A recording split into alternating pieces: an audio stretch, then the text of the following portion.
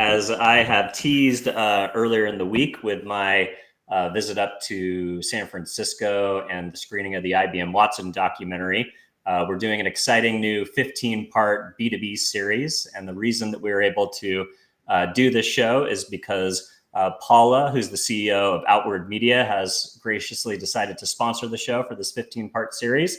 So Paula is the president and founder of Outward Media. They're a Los Angeles-based marketing firm specializing in high-quality, multi-channel B2B data and campaign execution. I'm going to pass it over to Paula to say a couple of words, and then we'll get into the interview.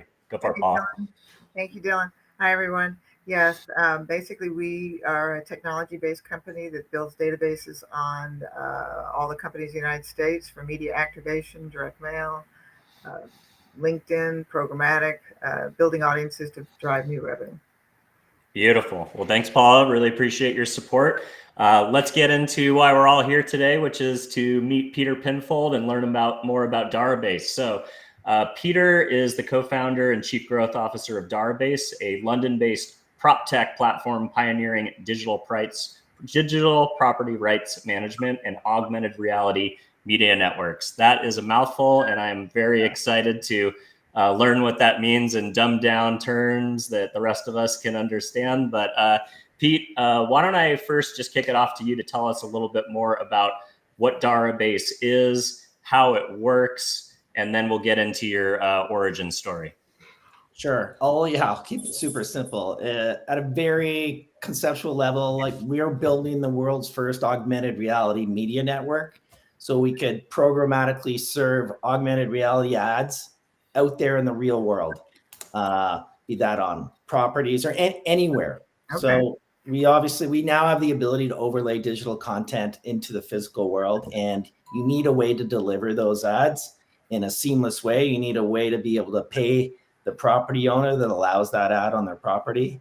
You need to be able to pay the publisher that delivers that ad programmatically. And so we're the infrastructure layer that does that. Very similar to a traditional out-of-home network that has digital signs or signage. We do the same thing, but in an augmented way. That's awesome. I have so many questions about that, but right. I want to first hop into your background. So tell us a little bit about yourself. How'd you get into the industry, and what was some of the salient points that led you to start this exciting company? And I think, there's just so much interesting work being done in AR and VR, and I can't wait to get into the details, but I want to hear a little bit about your backstory. Yeah, I'll do this as quickly as possible. I started my career off as a traditional brand manager on client side, doing marketing, working at companies like Unilever and Pfizer, and launching products, using broad marketing mixes to kind of deliver against my marketing objectives. Did that for about 15 plus years. Maybe it was 20. I'm not somewhere in there. And then this thing came along. And I'm like, this is going to change the world. So as a marketer, I got really excited about the potential of this device, a computer in your pocket. It's for sure going to change the way we behave and shop. So I left my corporate job and started my first startup. Won a startup competition, probably the best and worst thing that ever happened to me. You got the bug, so to speak. I got the bug, and I started drinking my own Kool-Aid. And I started a company called the Mobile Experience Company, where I co-founded. And we basically ran promotions on phones and drove people to retail, and it was all measurable, and it was all kind of new and exciting. I got out of that a couple of years ago and dabbled in some other things. I actually did not start Darabase. There's two co-founders out of the UK. Oh, nice. That founded it. I joined them about a year and a half ago. When I became aware of them, I got really excited about what they were trying to do. And I was experimenting with AR in Canada and the United States about 10 years ago with a company called Blipper out of the UK. And it was just too early for AR. Like, it just wasn't there. Although I found it fascinating. It's come so far that immersive media is like really exciting now, and it's very, very real. So I kind of joined the Darabase party about a year and a half ago through a venture group led in Canada. It is a venture-backed group. We got Groundbreak Ventures in Canada and Taronga Ventures in Australia have backed this company. So my responsibility, while global, I'm primarily in charge of growing our footprint across North America. Very cool. Yeah. Yeah, that's awesome. So, the first question that I have is, scale, because that has always been the thing that kind of plagues, product launches in this space, which is whether it's like the Apple VR headsets or Quest or whatever, it's still kind of seen as a little bit of a novelty item as far as like the big heavy duty headsets that you put on your face. Yeah. But, obviously Facebook and Meta are making huge breakthroughs with their Ray-Ban partnership, and now the Oakley rollout with Luxottica. They're getting really close to having, smart glass that is a lot less intrusive than your, full on headset that some people find just like nauseating or they can't quite hang with it. But the idea of like AR, the idea that we'll walk around with these connected glasses that will give us overlays of, sight, sound, and sensation, then that'll be part of our, kind of our wearable tech stack. That seems like the pathway to ubiquity and to scale. So would like to just hear a little bit of your commentary on where are we as an industry as far as scalability, and then how are you guys starting to think about, that from partnerships perspective, and how do you start to like insert inventory into these spaces? Yeah. Wow. You just start with like the biggest, hardest question.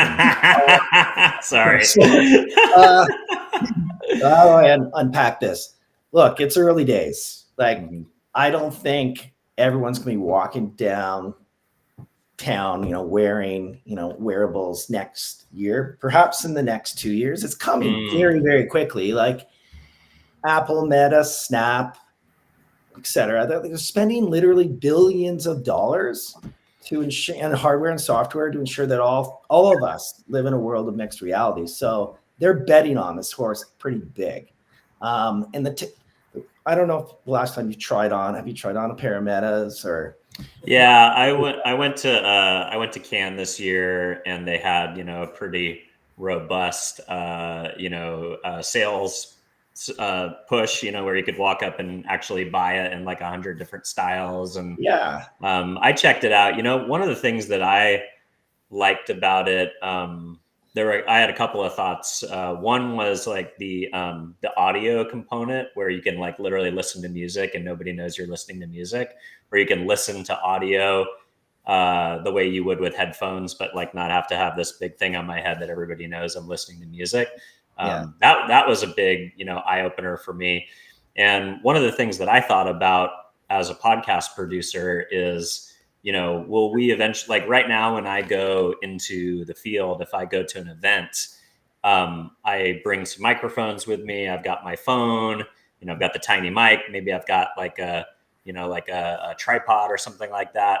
And that's kind of how I conduct these interviews, in the wild, so to speak. Yeah. But I wonder if there's a world in the not too distant future where I could have two pairs of, Meta spectacles. I wear one of them, I hand the other one to the guest, and we have a conversation back and forth.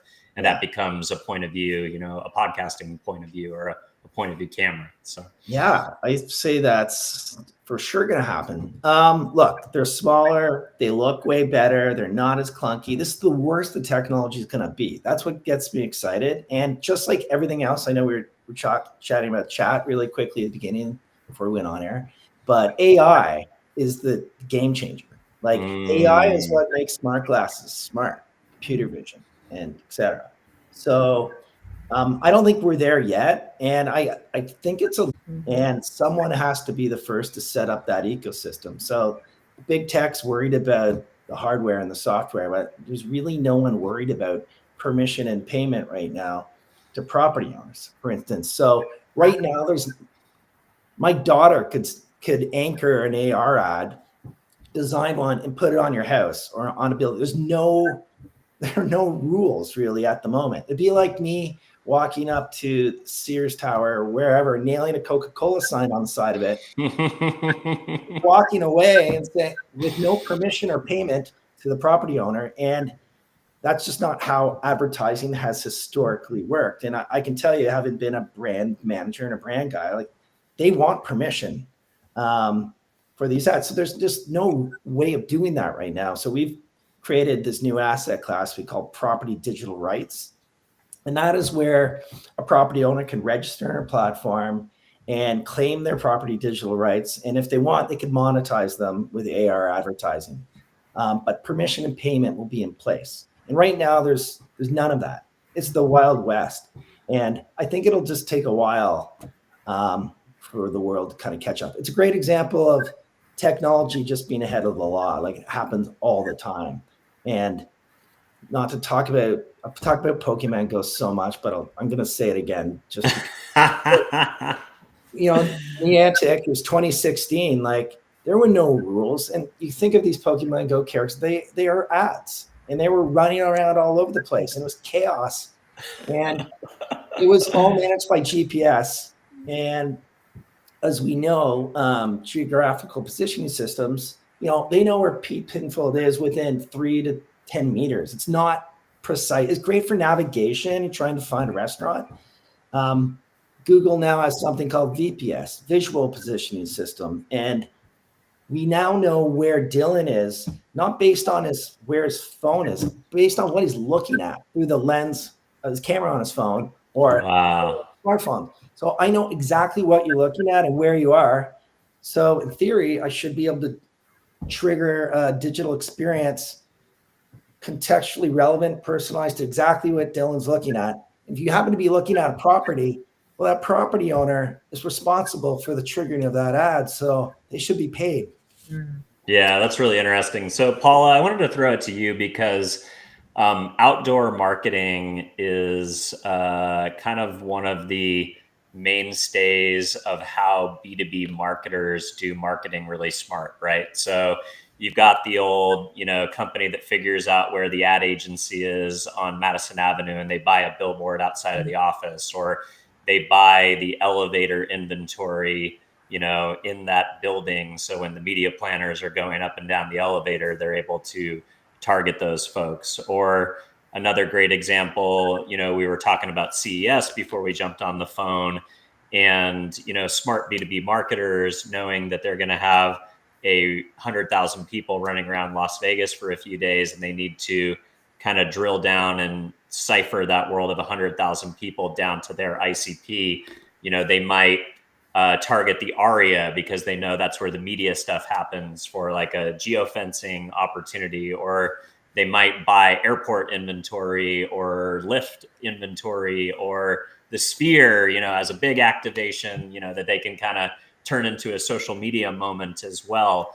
So Paula, how important is like having clean B2B data for these types of campaigns? And could you see the application of feeding in like clean B2B data signals into something like this mixed AR ability, as that starts to become more and more ubiquitous for B2B marketers?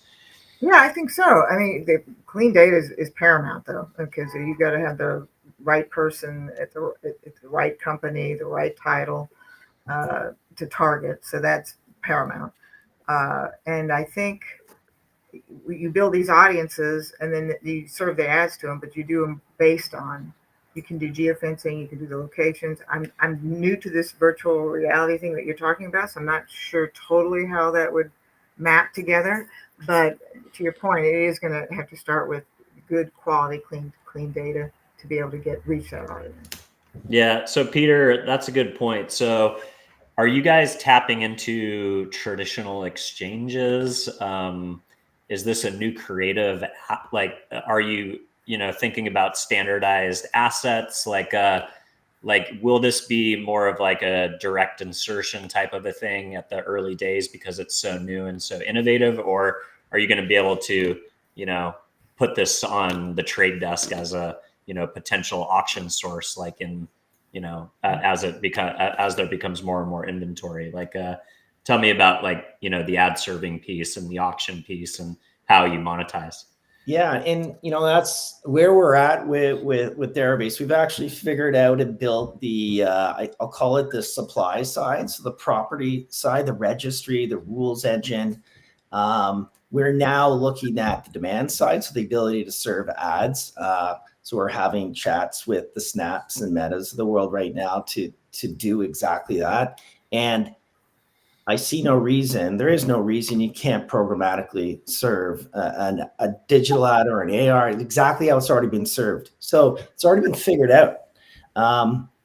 So I'm actually quite excited. And I'm glad you brought up out-of-home advertising, because that is one of the few, I might be wrong on this, it's one of the few advertising segments that's actually still growing. It's about, which is great. And it's about I think globally around a $40 billion industry. And just to give you perspective, and again, don't fully quote me on this, but the AR advertising ads right now, network, is about $5.2 billion globally. Okay. We anticipate you're going to start, what I think will happen is we're going to see a shift from out of home. These advertising budgets aren't going to like grow overnight. They are what they are. And you're going to see a shift in ad dollars from out of home and probably mobile as people kind of adopt, this wearable technology. And the advertisers will follow wherever the attention is. So once we start getting critical mass with wearables, you're going to see a massive shift in advertising dollars. And I think the most disrupted industries out of home. Sorry, Paula, go ahead. No, I totally agree with you. Yeah, I was going to ask, so, you mentioned AR on the idea of like the Pokemon Go stuff. So, that is like a faster way to achieve scale, right? Because wearables, they have a price point and like just like a, like a behavioral component where like you have to get people to start wearing them every day, using them, buy the initial device. Right now, it's kind of like early adopters and tech people and stuff like that. But I'd agree with you. I do think it's coming. But everybody has a phone, and everybody is used to opening their camera multiple times per day. COVID kind of brought back QR codes. I was at the La Brea Tar Pits recently, and there were QR codes that activated, dinosaurs or Jurassic animals inside of Snapchat that would have lived in the La Brea Tar Pits. And that was kind of cool experience to do with the kids and stuff like that. And you talked about the gaming piece. So, it feels like gaming is always kind of leading the way with like the VR, AR conversation. How are you thinking about, like implementing it or kind of integrating into the gaming ecosystem, I guess, for a lack of a better word, or some of these like AR, VR games like Pokemon Go, which require you to kind of have your camera up and have that layer of digital and real, through looking through your phone.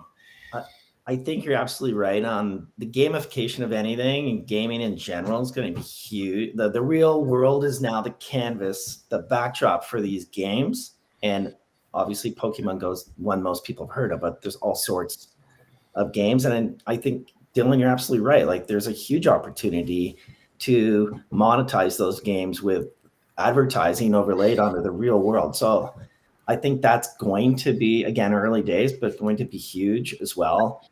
And I don't know if you're necessarily going to reply. I think wearables might be complementary to your phone. Like I don't think you're just going to drop your phone but no one really knows. Mm-hmm. And right now it's kind of, you got your web AR experiences. You can scan a QR code, you can trigger. We're actually running a historical walking tour right now in Chicago down the Mag Mile, where you scan a QR code and you can listen and see and learn about Chicago. It's kind of a cool kind of wayfinding experience. I'm kind of excited for the QR. The QR codes are finally being used. I'm kind of excited for them to go away. It's still not a perfect ubiquitous experience. And with things like visual positioning systems, you won't need QR codes. So it's going to be a really cool, seamless experience, and you won't have to look down at your phone. It's so much more natural. This is a way better experience on your face. But yeah, I think it's coming quickly, but no one knows for sure how quickly. This will have price points, hardware. Everyone's also going to probably wait for the next iteration of everything for a while, because you don't want to drop $800 only to find you've got a second generation Meta product. I mean, that's what's happened with, obviously, iPhones or smartphones. Yeah, no, that makes sense.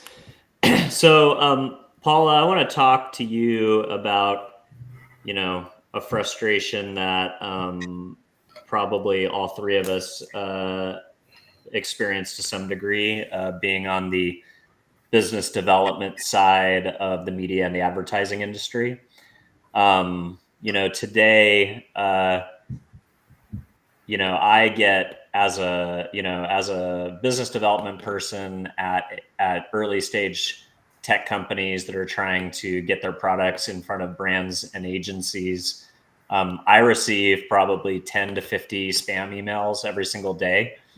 And I'm a small fish that nobody really cares about, who, I'm not buying anything except like maybe like lead gen software or, CRM or some things. But, every once in a while, especially when I interview CMOs, I ask them, I'm like, hey, like, what can you do to break through?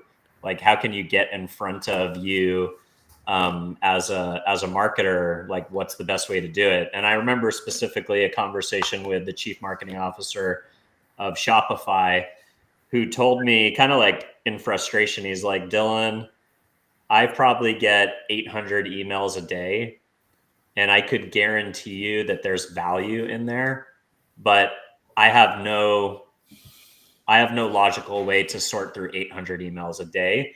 So sadly, I have to just hit select all, delete. And the only emails that I answer are from people I know, or people who refer me, people I know who refer me into new relationships. So I think that conversation with Jeff was actually still a couple of years ago, before AI sales outreach had really achieved, critical mass. I don't know if we're there yet or not, but with the average outbound company sending 10,000 emails a day, it seems like kind of the cold outreach strategy might need to be replaced by something smarter.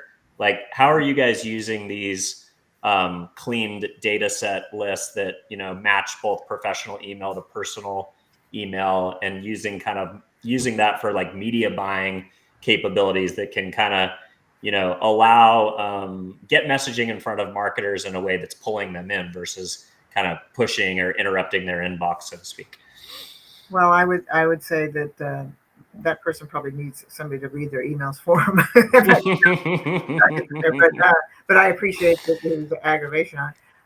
I think one of the things that we found is using the intent data that we get the signals on weekly drastically doubles the response rate Wow. in email marketing, programmatic, LinkedIn marketing, etc. And so when we marry that with the correct audience build, okay, and then go out to market with that, and then what's happened is the attention span, everybody knows this used to be 20 minutes, now it's 2 minutes. You can't send emails that are this long. They've got to be bullet pointed, and then that will get a person's attention. I feel the same way the person you were just talking about. If they're long emails, I don't even read them. I just delete them. But if there's a couple bullet points, okay, I am interested in that, and done deals with people that I didn't know. But we constantly use the intent data signals to pull the data. But what I'm interested in is this evolves, and staying in contact with Pete is going to that next level, from, because it makes this sound almost rudimentary to where you're going, and I think it is next level, and I think it can be incorporated, and I think ad agencies, those are the ones I think if you can get them on board fairly soon out of the gate for your product, Pete, I think it would be a home run. But that's kind of what we're doing. The main change is using the intent signals, but we're exploring all the AI now too. We're using the AI to clean the data, another step in cleaning the data and sourcing the data. beyond what we already did, but it's kind of also in a development stage as well. I mean, we just had a conversation yesterday on something else. I'd never seen anything like it before, in terms of just being able to get it all the way down to one person level, what their pain points are, this psychological information down to one person level that we can maybe potentially incorporate into the database, and what it is that they're potentially looking for right now as an overlay to our data. But it's just brand new. Yeah, it seems like that's the right thing, right? It's like we've all had that experience where we got the right email at the right moment, and it almost felt like too good to be true. And I'm sure there's more science behind that than we actually know. So, Pete, something that I think about as you start to build out this ecosystem and think about the idea of like, AR advertising.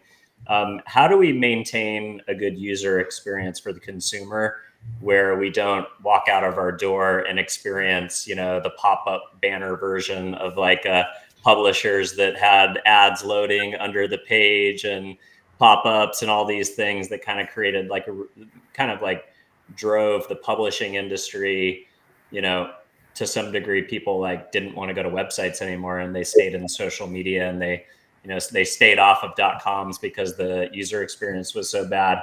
How am I going to protect myself as a consumer to not walk out of my house and see like, 5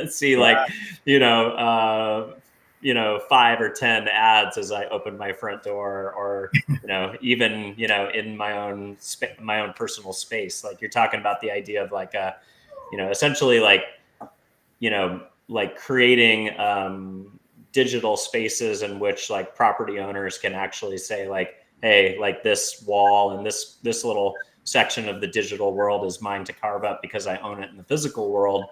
Talk about, user experience and how do you keep that from turning into like the pop-up spam world of the early internet? Yeah, I mean, I think we're probably going to experience a bit of that, to be honest. It's likely, right? It happens with every new media that's not. And usually what happens is a third-party registry will come in and help monitor and regulate the industry. Like music has it, web domains has it, like it manages those rights. It verifies whether an ad was actually served. Like, that layer, that infrastructure will likely have to be introduced, which is kind of the opportunity that we see. And I'm a huge proponent of permission, and we need to verify that permissions are in place. Otherwise, you're really, it will be abused. And, I always use the Blade Runner analogy. Like if you rewatch that movie, like that is the state that you've just described. Like stuff's happening everywhere. Imagine how distracting and noisy that would be. So I also think that there are certain rules already. There's trademark laws in place. In the States, you guys have something called the LAHAM Act, which is about fraudulent advertising or misrepresentation. Like we're just going to have to self-regulate ourselves, just like we do. I think associations will have to be created.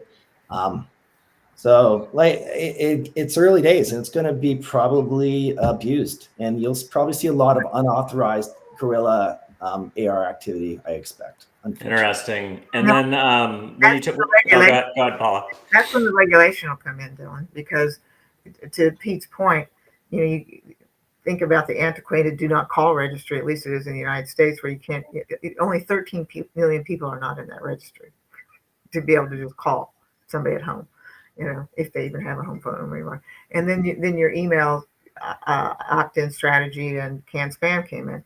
So I would imagine once the guerrilla warfare starts for your business, then the legislation will probably. Yeah, you bring a great point about the email. As I heard you guys talking about it, I'm like, yeah, it's gotten really abused. And I have not opted into a lot of this stuff. And I've tried. I've actually spent an entire day opting out and unsubscribing. It's a complete waste of time. And I've also used to dabble around with SMS quite a bit. And like now it's on my phone, like it's everywhere. It's actually worse than it's ever been. So there's someone could make some money there if they could figure that out.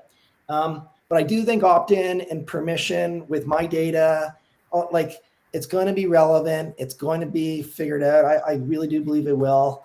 My currency is whatever I'm willing to give an advertiser. And I hope that we can kind of clean up the industry, because it's, I want ads being served to me if they're relevant and personalized and timely, and make my life way easier, I imagine. Yeah. No, I think that's interesting. And then like when you think about kind of the digital space of like being able to kind of hypermap a building and say, okay, well, the building owner owns this space because they own the space in the physical world.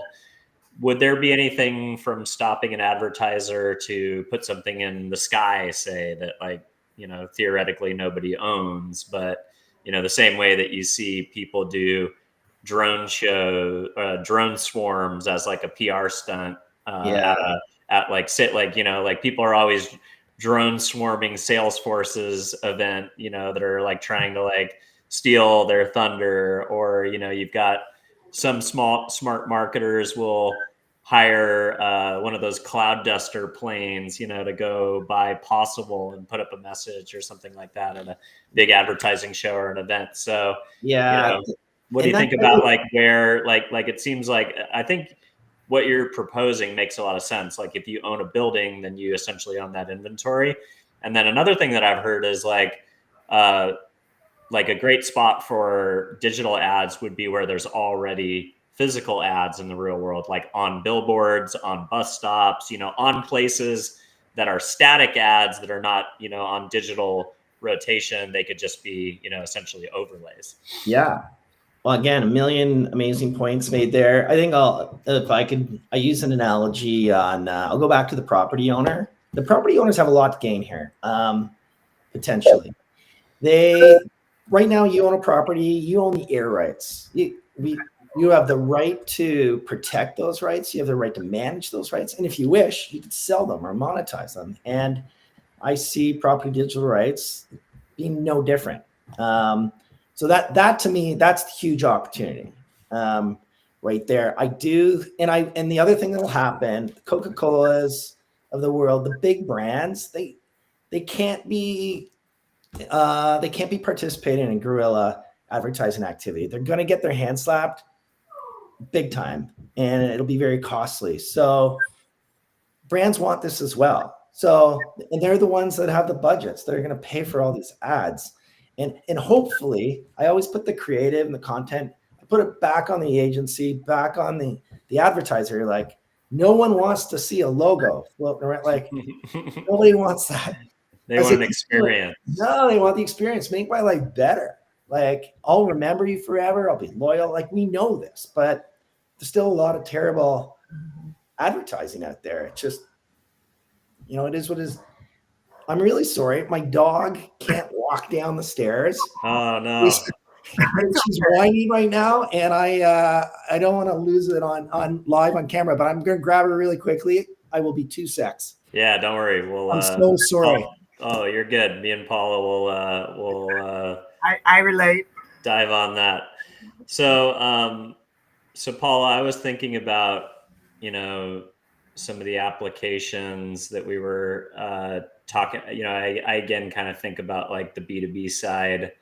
Do you guys have any, I know you guys do a lot with, like, are you doing much around kind of some of the things that we were talking about before around, the kind of the geo mapping or the heat mapping of like B2B moments? Like, can you target, say, people attending Dreamforce or people attending CES?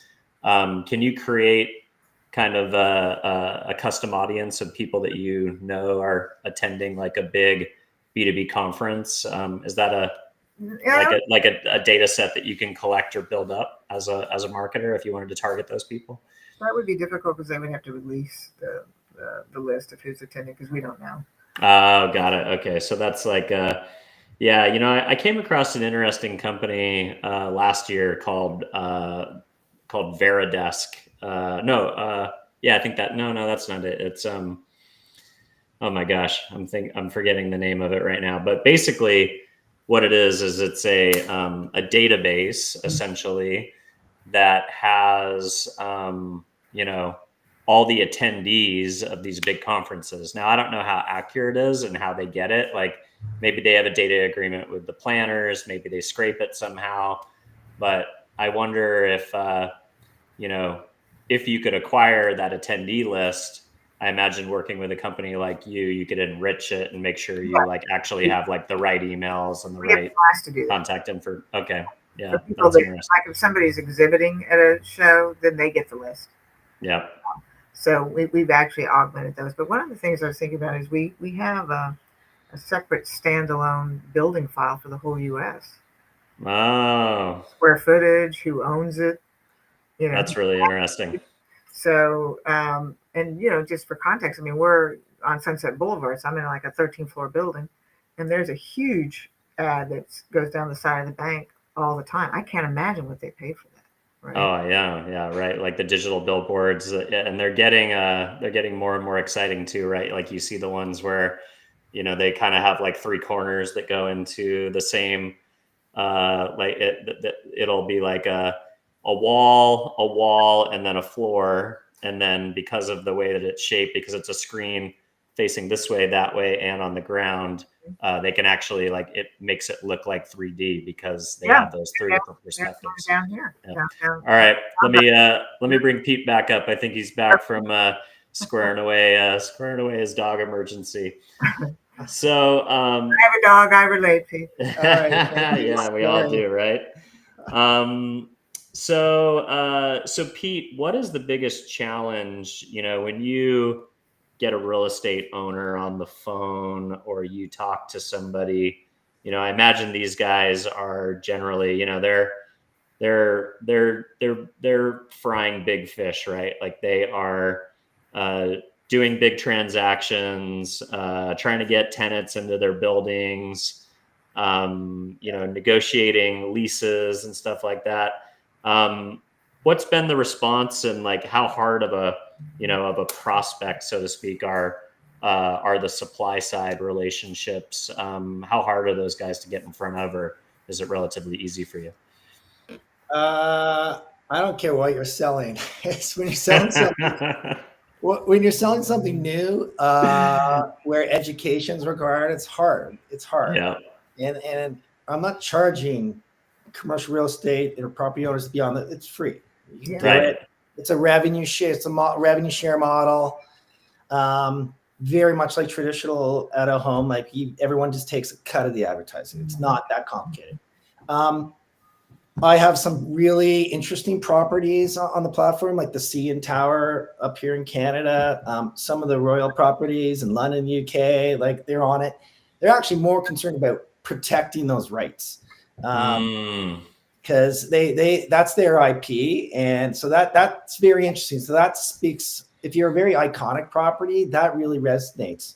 I've never been kicked out of a boardroom. Like most people really love the story. Hey, do you want to mix? I got this new incremental revenue stream. Are you interested? Oh, and by the way, you don't have to invest in any hardware or software. Like it's an amazing story. No one says no.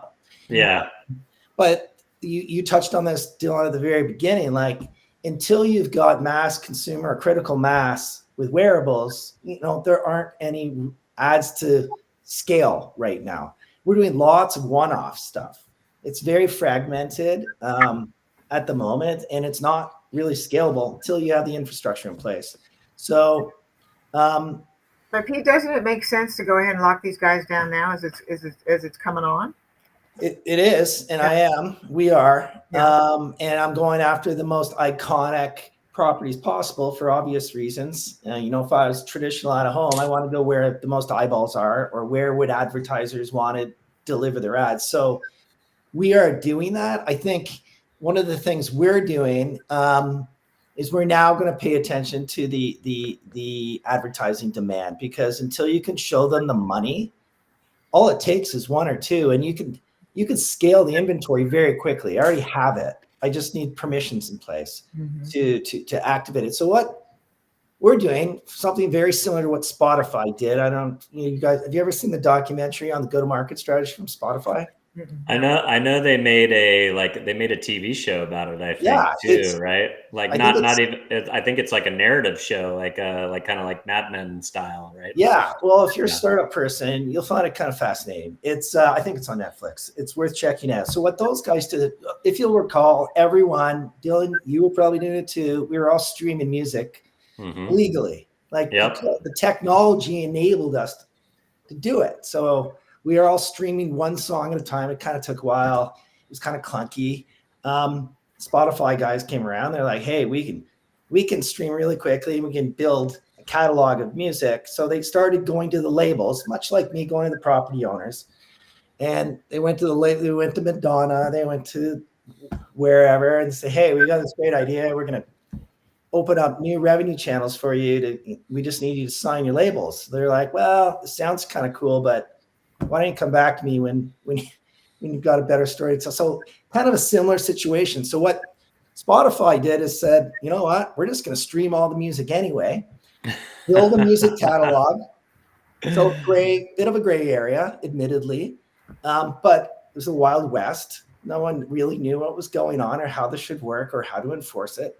So they went back. Then they started selling huge catalogs of music. And then Dylan, you and I that were ripping off one song at a time are now like, oh my God, I can buy all this stuff. And then they went back to Madonna. Then they went back to labels. We've got all this money. What do you want us to do with it? Do you want it? And then it's a complete flywheel effect. So a really innovative go-to-market strategy and one that we're exploring. The biggest next steps for us are we have to prove that we can programmatically serve an ARR ad through a pair of metas and pay the property owner and the publisher. Like we have to demonstrate, and that's where we're at with this company right now, which is really exciting. Like I'm really excited about space. The opportunity is huge. Like I said it was about a $5.2 billion ad industry right now. It's going to be closer to $92 billion, allegedly by 2030, or that's 2.5 times bigger than out of home. So, well, it also solves a huge problem with outdoor advertising, and why most of the time outdoor advertising is only 5% of a media plan is attribution and measurement, right? Because if I'm logged into my Facebook account with my spectacles and I see an ad and then that goes into Facebook's database, that's another data signal that makes the Facebook media machine work so well. And it's an attribution signal. So and we've all kind of also experienced, what I call like the blue car effect, where or I don't call it, I think Seth Godin came up with it, but like blue car effect is essentially, when you see ads, especially in digital, it's kind of like you have this, kind of like just natural propensity to not pay attention to it. But when you see an ad on digital, but then you see it on a billboard or you see it on the side of a bus, you see it in the real world, your brain kind of goes, oh my gosh, this brand is everywhere. But it really only takes 2 signals in order to create that, that blue car effect. So essentially it's going to be an artificial blue car effect, but still probably psychologically, it will still probably have that same implementation as if you saw a static billboard or a static out-of-home ad. Imagine if you could have a pop-up store be augmented in real time in front of you and you can make a purchase. Like that, we are so close. We're getting closer to being able to connect all the dots that this ad dollar drove that ROI. And that's the holy grail for a marketer. It always has been. We haven't cracked it yet, but it's getting so close, and that's pretty exciting as well. Very exciting. Yeah, and Pete, you mentioned something earlier that you guys have this Chicago Riverwalk experience. So is that kind of part of the strategy? Is building or partnering with people who can create experiences that would get people to open up their phones more often, and then that kind of also, essentially like reinforces the behavior, but also creates the inventory? A part of the early days of Darabase, we kind of started off with that approach. I think it's just such a competitive space creating content, and not to anyone can do it, to be honest. And so we've actually kind of moving away from that direction.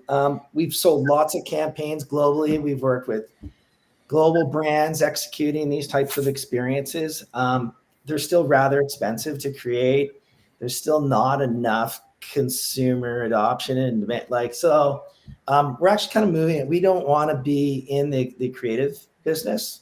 We want to be more of a traditional media company, and that's fine, and that's great. And there'll be all sorts of talented AR developers and creators out there that can create this content.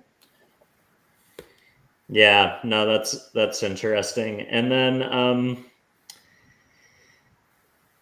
so, one of the things that I was thinking about is kind of the opportunity for this to play into like experiential marketing and social marketing. Honestly, you kind of talked about. It's interesting that you're going after kind of what you would consider like iconic buildings. Mm-hmm. And those iconic buildings have become kind of brands in their own right, the Empire State Building and other, buildings that have like historical significance or skyline dominance. They're the biggest, in their city, or they have some other component that they can activate, like Times Square or the Sphere in Las Vegas. What we've seen a lot is that these really smart experiential agencies try to leverage those assets in their experiential marketing campaigns. Some to come that mind are like the work that Giant Spoon does. They love the Empire State Building as like a canvas to work with. Like they will very often do something with Netflix and do like a Stranger Things takeover or a Game of Thrones takeover. And a lot of times there will be something, in the physical world that you can kind of see that is, something that you can look at and be like, oh my gosh, there's like a dragon, that's head is going in one side of the Empire State Building and the tail is coming out of the other. But then that's oftentimes brought to life, through the AR experience. It's like, it's like the call to action to get people to open up their phones and point it and take a picture. And then that does something. And then that also becomes a social media moment too, right? It's not just the social media moments that we capture in the real world. It's the social media moments that we capture in the AR world. It's like what is happening on our lens is also sometimes photographable and something that we then want to share to social media, whether it's using a filter on our own face or overlaying something in the world that we want to take a picture on and then share because it's like a cool demonstration of technology. How are you guys thinking about like the experiential marketing world and things that people do in real life around either big consumer touch points like Comic-Con or F1 or some of these moments that kind of take over geographies and are very like outdoorish in their own orientation, but then also how that also leads to like social media sharing as like a behavioral thing that you're trying to get people to do. Yeah, a lot in there as well. So you bring up a great point. So it's one thing for that first person experience. You're actually standing in front of the Eiffel Tower and you create, whatever, this snap experience in front of the Eiffel Tower. By the way, if you Google Eiffel Tower AR or CGI, you'll find hundreds of, and there are even some very large brands that are doing activated in CN Tower without permission or payment. Wow.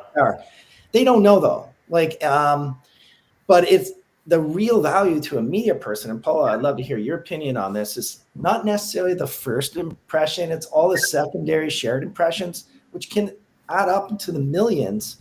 That's the real value. And if you haven't paid for those impressions, like that's media gold. Yeah. So yeah, there's no real way of controlling that right now. And how are you going to enforce it? Like cease and desist letter? Like we have cease and desist letters, like ready to go, but it's really up to the property owner to take that initiative. Like I'm not doing this either. So that, I mean, that's a really interesting. The experiential company is the best at doing exactly what you described, Dylan. Like, they're great at it. I don't know, Paula. What are your thoughts on that? I'm kind of curious.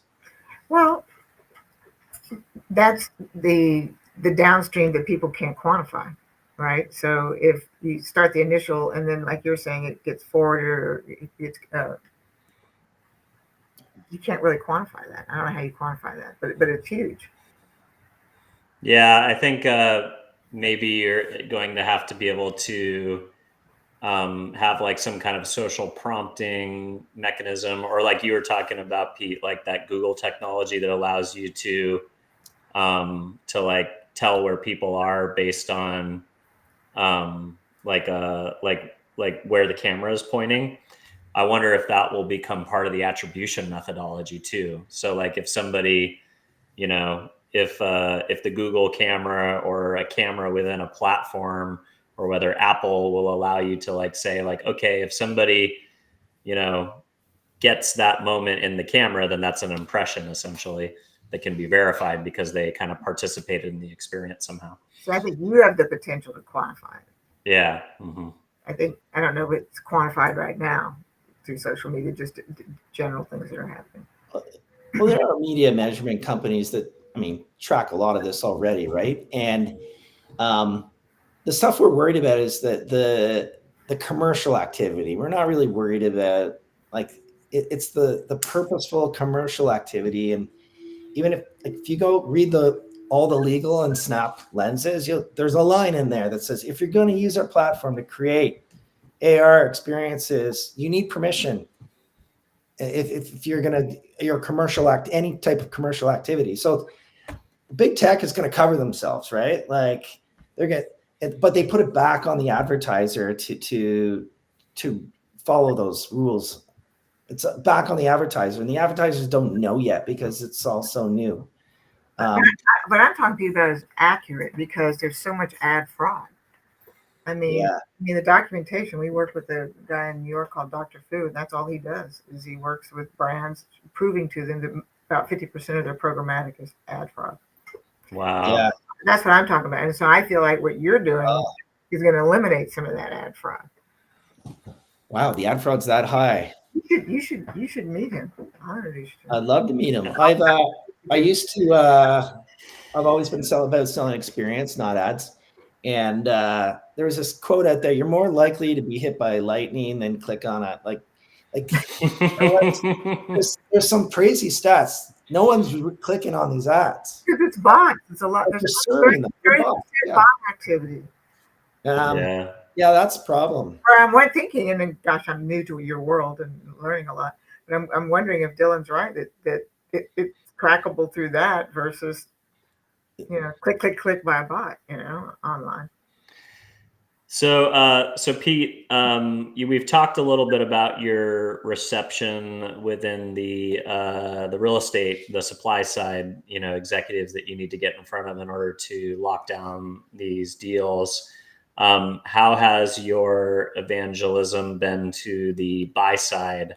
Are media buyers, are brand marketers open to this concept of having to pay essentially to overlay their ads in the virtual world, and for the the property owners to be kind of the rights holders of that real estate, if you will? How has the industry on the buy side responded to the model that you guys are rolling out? I think he may have froze. Did he freeze? It's a good. Let's see. Oh, there you go. You're back. You're back. Did you get the question? I think you were talking about how my reception from. Yeah, I want to see how like how are brand marketers and media buyers receiving the idea that ultimately the property owner should be the person who should own essentially the rights to the inventory. How are they seeing that? And is it something that they're open to? And do they feel like that's the right model? Well, from the advertising side, a lot of this just is qualitative in my experience, having been the brand guy, or on the ad side, it's like, we want structure, we want predictability, we want measurement, we want permission. So like that, I think broad statement, but I think that side of the industry that's what they want. The media folks, on the other hand, I guess the traditional out-of-home media, I mean, some of them kind of look at me too, like, this is kind of a threat in some ways. I see it being massively complementary. You're an out-of-home, what's the big one in the States? Clear Channel. You've named some of the big ones. Yeah. So huge businesses, they have a fixed amount of inventory. Digital's not, it's like infinite. And very much complementary. So I'd very much love to work in partnership alongside some of these amazing, out-of-home companies. But I think it's going to be quite disruptive. So I kind of get to, some people are fascinated, and then other media companies are, they just see it as competition. So I think this just comes down to education. I get asked to do, I love doing keynotes, and I love speaking, and a lot of this stuff's people just haven't thought about yet. I really believe there's at some point going to be a massive lawsuit waiting to happen with unauthorized content. Perhaps someone gets in an accident because they're distracted by something that shouldn't have been there. Hopefully not. Yeah. But like, it's probably something like that's going to happen. There were a lot of nuisance and trespassing cases are still being resolved from Pokemon Go. Like, wow, that's crazy. Well, the law wasn't written, like no one. Yeah. So yeah, I think we're going to see. I think we're going to see a lot of that. We'll see how quickly the industry evolves. The other thing that I think is going to be really interesting in out of home is the idea that self-driving cars are going to completely change the call to action, or the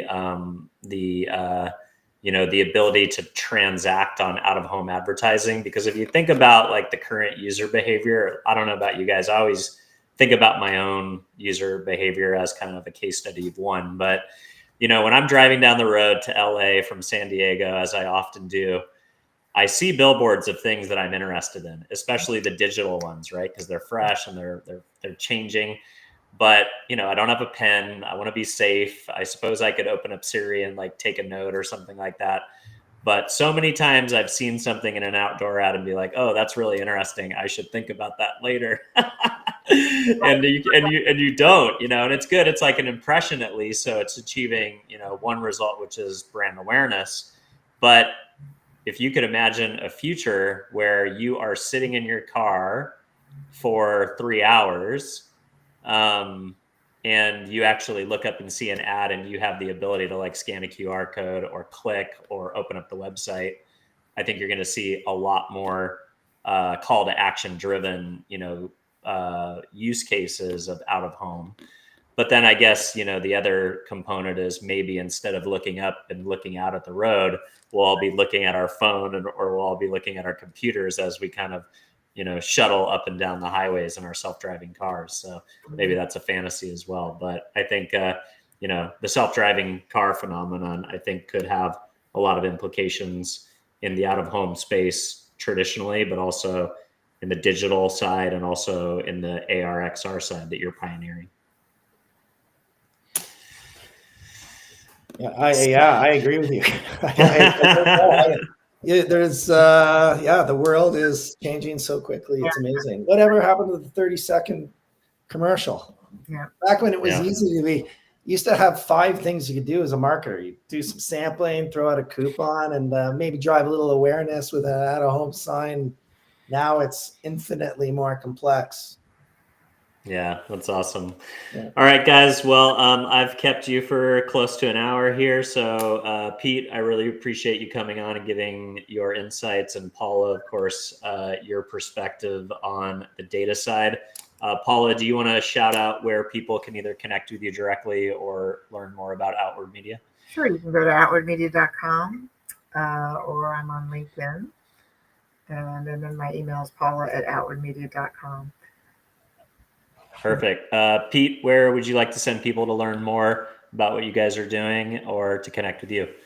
Yeah, Peter@Darabase.com would be great. You can reach out directly or link in with me. It's probably the easiest. And yeah, any commercial real estate or media folks out there that are interested in learning more about property digital rights and how to monetize them, I'd love to have the conversation. Beautiful. Well, thank you, everybody. And for those who are watching at home, if this is the first time you're tuning into the Ad Podcast, don't forget to give us a follow or a subscribe. If you're listening, a honest review on whatever podcast platform you might be listening on is how we expand and find a larger audience organically.